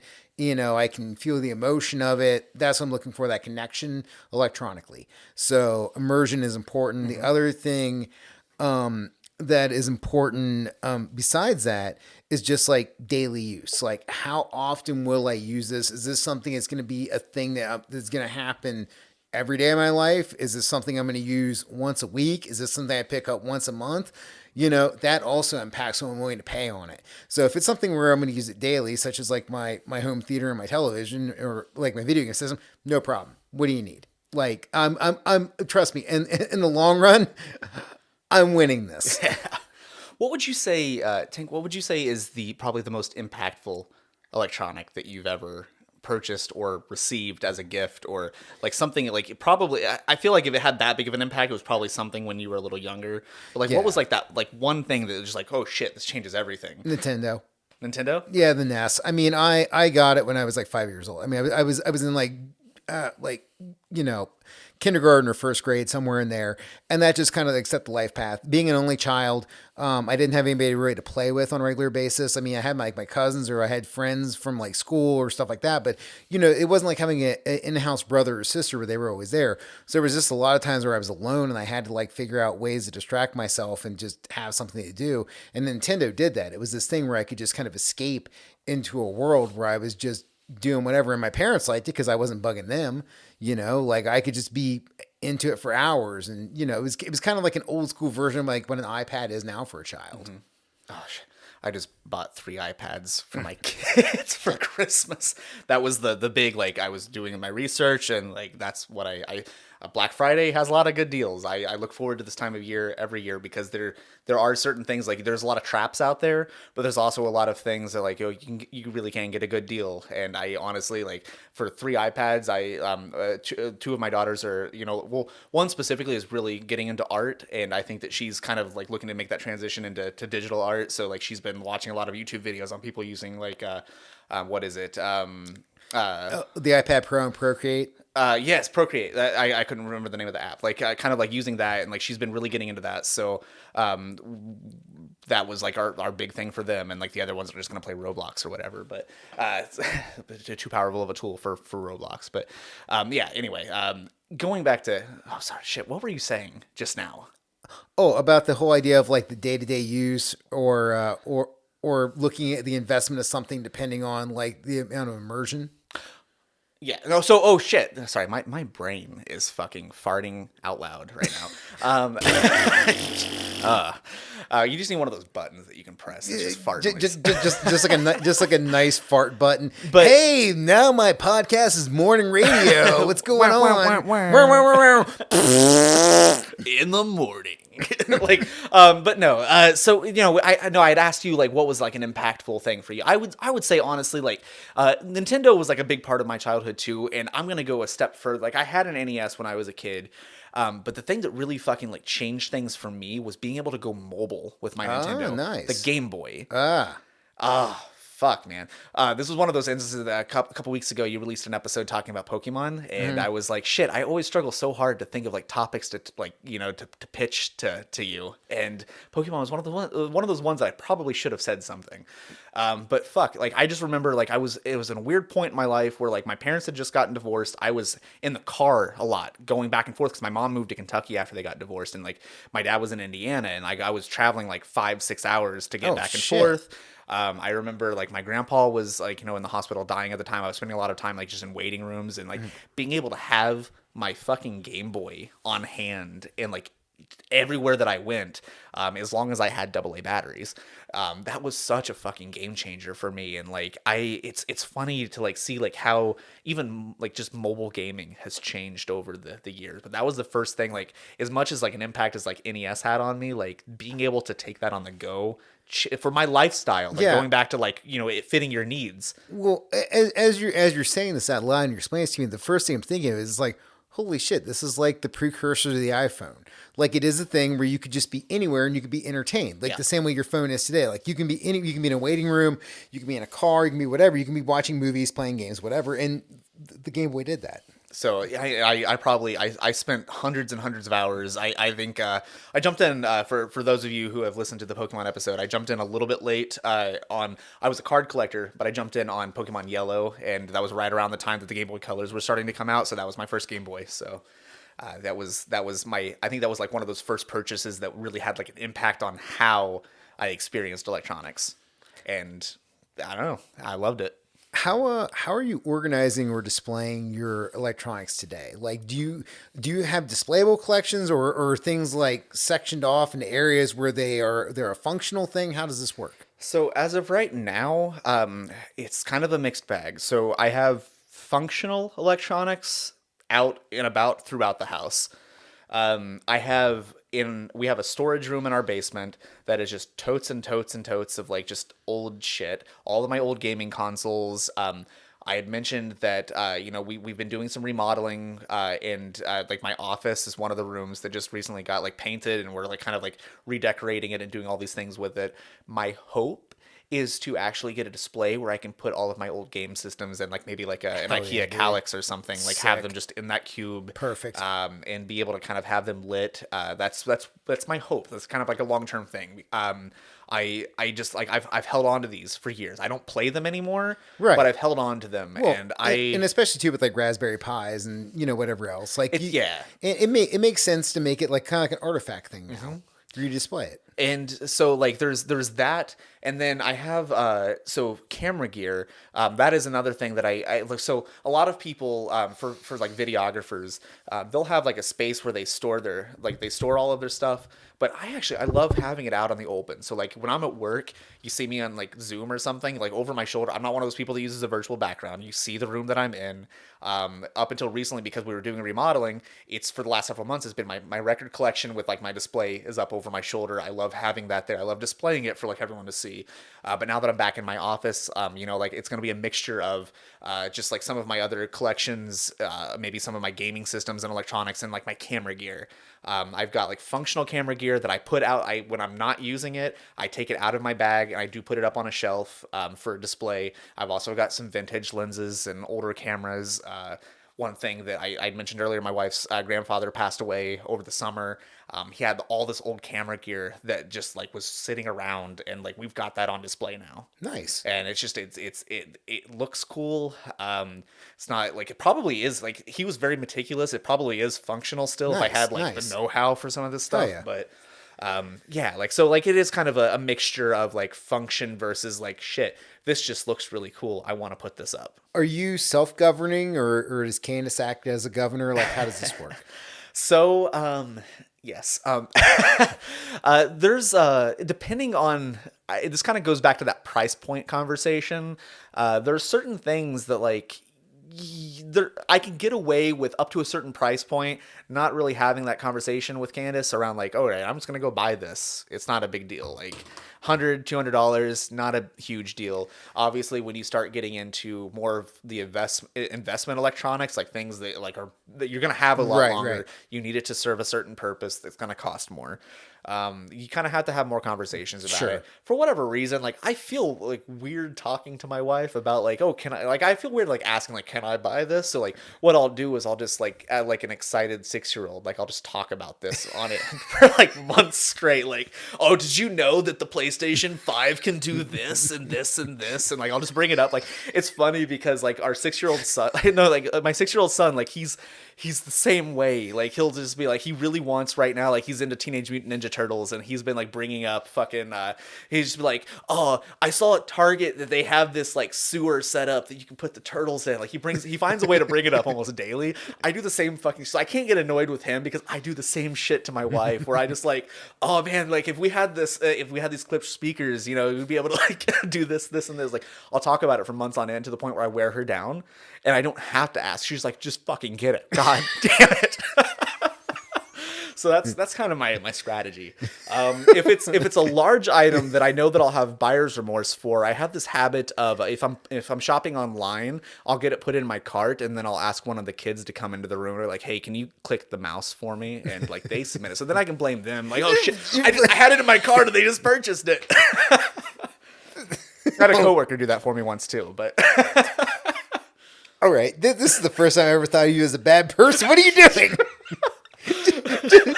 just I have my needs. I mean, just accept when you make a bad decision, man. Yeah, but You can't blame it on the take children. I've got a problem, and it's probably an addiction to electronics, honestly. But Also, the governor question was more into the point of like physically in the house. I didn't even think of the financial side of it, but as far as like the display stuff, like is there like, hey, this can't go in this room, or do you kind of have like free range with it? How does this work? My wife is very much a minimalist, so she has like as far as her stuff, it's very minimal. She has a good eye for like design and decoration and everything, but she doesn't really care for the most part.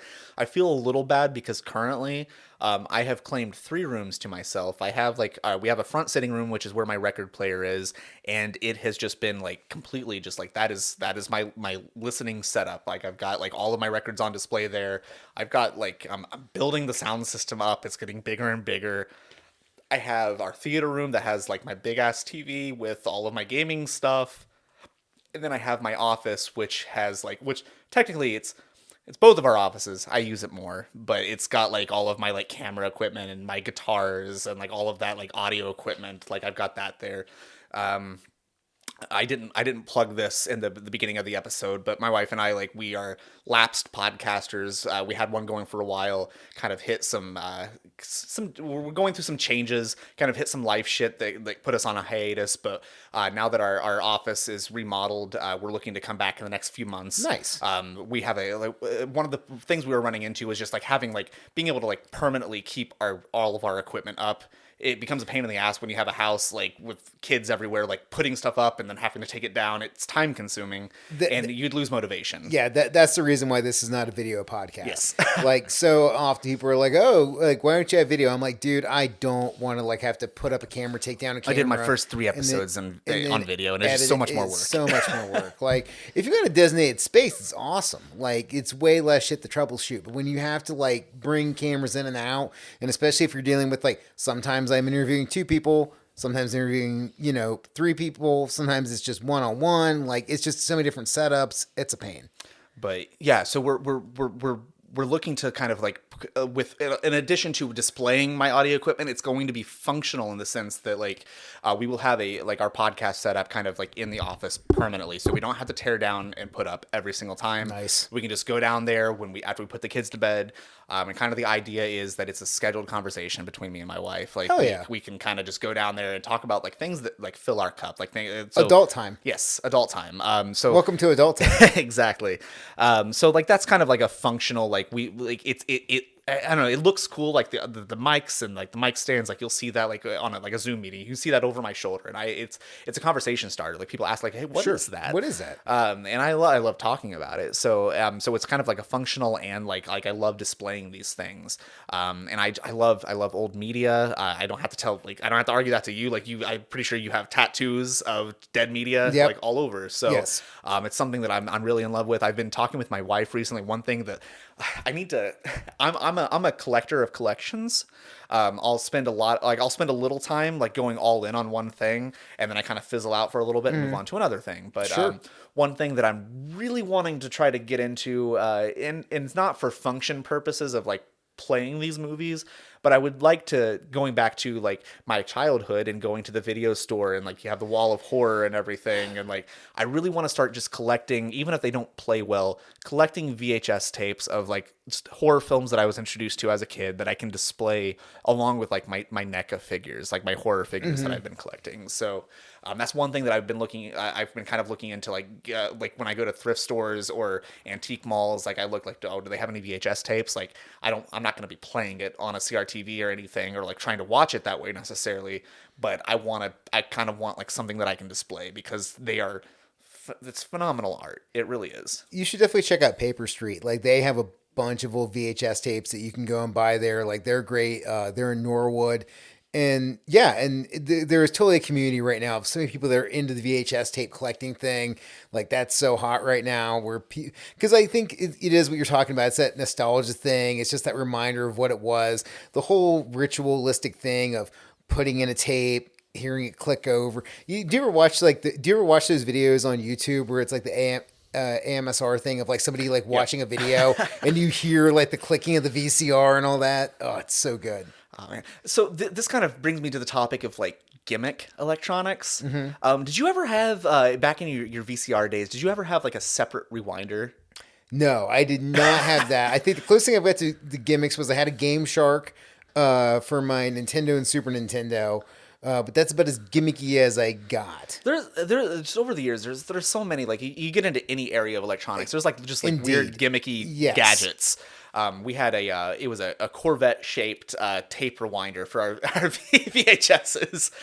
So before taking them back to the video store, I'd pop them in there, and I could rewind while I'm watching something else. I don't have to use the VCR to rewind. I can just move on to the next thing. But that was such a hassle. Like it's almost worse than like having to flip a record. Like taking the VHS out, rewinding it, and then the Be Kind rewind was definitely like a weird thing that you had to do. And then when somebody didn't do it, it was such a dick move. It's like, come on, man. Like this is just part of society. You must rewind. I feel like my local video store, if you brought a tape in and it wasn't rewound, I feel like they put like $1 charge on your account. So next time you come in to rent, like you have to pay that $1. As they should. Yeah, definitely. Honestly, I feel like they should put a scarlet letter on you where they display what a piece of shit you are, but you're not willing to rewind. Like if you want to put that up on the counter, like kind of the thing where it's like, hey, this person passed a bad check, but it's, hey, they didn't rewind the tape. I'm fine with that. I would almost be willing to, like, I would have loved to see them have a wall of shame. Like they'll take your picture and be like, hey, this asshole doesn't rewind his tapes. Yeah, and have that lady from Game of Thrones come through with the bell and be like, shame, shame, shame. Yes. Yeah. If you don't rewind, listener, that's what happens. You get shamed. All right, look, dude, we're starting to wind down here. So, do you have any YouTubers or any reviewers that you like to go to for your media stuff? Is there anybody that you enjoy watching where it's like, oh, cool, they got a good perspective on electronics? So I mean, over the years, there have been so many YouTubers that I follow for different reasons. I think like for as far as like camera gear and video related stuff, back in in early days, Peter McKinnon is like a big YouTuber that like I followed almost religiously from like 2016 through like maybe like 2019 or so.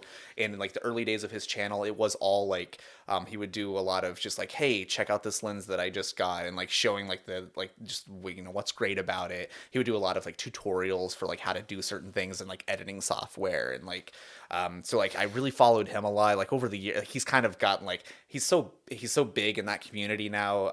He's kind of just like, he's not doing a lot of his videos himself. He has like a team of people that just like record him at all times, and he does a lot of like vlog style stuff. It's changed a lot, but on like the computer side of things, I remember like back when the last computer I built, Linus Tech Tips was like a big YouTube channel that I would kind of like go to, and I'm spacing the names of a lot of these now, but like there's just so many. Like oftentimes what I'll do is, depending on what I'm looking at or researching at that time, I'll just start watching several videos, and like you kind of notice this trend of like, oh shit, this YouTuber has several episodes or videos on this specific topic, and you kind of listen to them, and as long as it's useful information that's presented well, I kind of get drawn to that. So like, yeah, there's a lot of like, depending on like what it is that I'm looking at, for like gaming and like things like that. Like sometimes like if I don't know if I want to invest $60 in a game, there's a channel called Game Ranks that I'll watch. They do it before you buy on a lot of things. If I'm like kind of undecided on something, I might check it out a little bit. If you're looking for something a little more humorous, there's Girlfriend Reviews as a YouTube channel that does like, it's essentially it's from the perspective of being like a backseat gamer, of like this girl watching her boyfriend, well now husband, like play games, and kind of it's kind of funny. And I think my wife really appreciates that too, because that's very often it's relatable. Yeah, so like it's just like there's a lot of good YouTube channels out there. If you're looking to like do a deep dive into like, what should I buy? Should I spend my money on this? Like there's somebody out there who's talking about it. There's a lot of shit to weed through. There's a lot of people who don't know what they're talking about, but there's just as many people who have done the research, who are very thorough. And there's a lot of good resources out there. There's a lot of good website forums. Like dive into like with the Klipsch speakers. Like go to Klipsch's website. Like, you'll see people like commenting, like doing on like reviews. There's I bought a pellet grill recently, and there's a whole like there's forums and forums of people just talking about like, oh, I had like I really love this about my grill, but like I had this problem with it. Here's how I fixed it. And like you find solutions like even for those things that you might be hesitant. Like if you see someone like saying like, oh well, I don't like this about this, but I was able to get around it by doing this. Like it kind of like some of those cons, it helps kind of like alleviate that a little bit. Right on. Well, look, was there anything we didn't hit upon tonight you were wanting to talk about? I mean, I could talk electronics for several more hours. We could just keep this thing going. But I mean, I essentially like I've had so many different things, and I'm sure you can relate to this. Like just over the years, like I've amassed like so many like game consoles, TVs, stereo systems, guitars, like just all of these different things that like I love electronics. There was a point in my life where I felt like honestly I probably should have been an electrical engineer, just because like this kind of like gets into that like we I think we focus more on the collector side of the conversation, not so much the hobby side of the conversation. I've spent a lot of my time like researching, like I've built computers. During COVID, I got bored enough to build a guitar. Like just doing shit like this, like taking the electronics fascination, like that kind of like draw that I've had to electronics, taking it to a different level where I'm physically getting hands on and learning how to do these things and how all these components work together and building it. It's fun to create. That, like, yeah, it's fun to make stuff. It's so fucking awesome when it works. Yes, the working part is the big thing. Like, well, and I think it depends anything where it's like it's the process and then it's the product where it's you're making something, you're on the road to it, you're troubleshooting it, you're figuring it out, and then you do get the moment where it works, and it's just like, holy shit, I made this, I did this. You get to feel like God for a minute. Yeah, you really do. You really do. You get bow down, peasants. Yeah, I'm creating. Bow before me. I mean, sometimes my wife is impressed, sometimes she's not. So that's my audience. So. Yeah. So yeah. But yeah, when we can get that pat on the back for like, oh shit, like you did that, it works. That sounds cool. Whatever.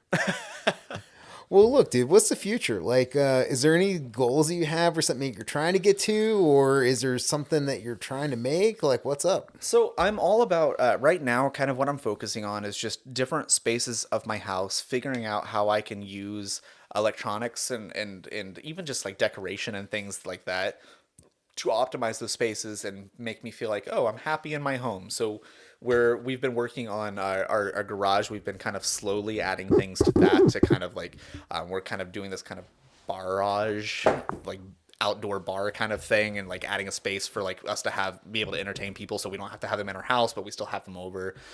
In the spring, I think we're gonna start like kind of doing that in our backyard. I've already started looking into kind of like some outdoor speakers and things like that to kind of fit that space. And Nice. so like it really is just it's constantly evolving what the space is that like these electronics live in. I think my biggest focus in the last several years has been like very much around audio, specifically with my vinyl collection, like just new ways of experiencing that and kind of building off of that to make it sound better and better and better. It really is. I mean, it's addicting. But so like that's kind of like I think that like kind of just I'm making some improvements there, and then just kind of trying to like some of the areas of our home that like I've ignored a little bit or needs a little bit more, like trying to figure out like how can I like add technology or gadgets or electronics, whatever word you want to use, to that space to make it better. That you know, we could have gotten into a whole conversation around like smart products for the home. Yeah, this That's is another exactly thing what I'm that- thinking about as you're saying this whole thing is just like the whole thing with everything from your HVAC system with something like an Echo Bee to Ring cameras or Arlos, wherever your security cameras are. And I have a few friends that have like, do you have security cameras inside your house? So we don't inside the house, no. I have a few friends that have them, and every time they show me videos from inside their house, I'm like, dude, I'd be so freaked out if I had a camera inside my house. I feel weird enough having like smart speakers, like Google Assistant in Yeah, our home. exactly. I had a conversation with the guy that was painting my house like last week about like, oh, you feel comfortable having this in your bedroom? I was like, I mean, if they want to listen to me making the most ridiculous noises with my wife, like I don't. That's good for you, Google. But no, like I honestly like I've grown up around technology. I've worked in technology. Like to a certain extent, like I feel like I'm pretty trusting. I also understand on the back end, like like being in like marketing, like they don't have the time or resources to be fucking listening to every word that you're saying in your house, nor does anybody care what Yeah. you're saying.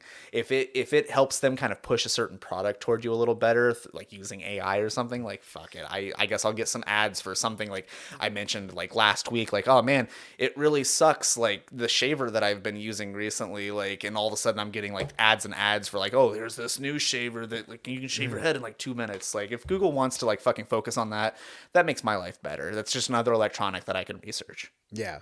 Yeah. I do agree. I think that is kind of the way.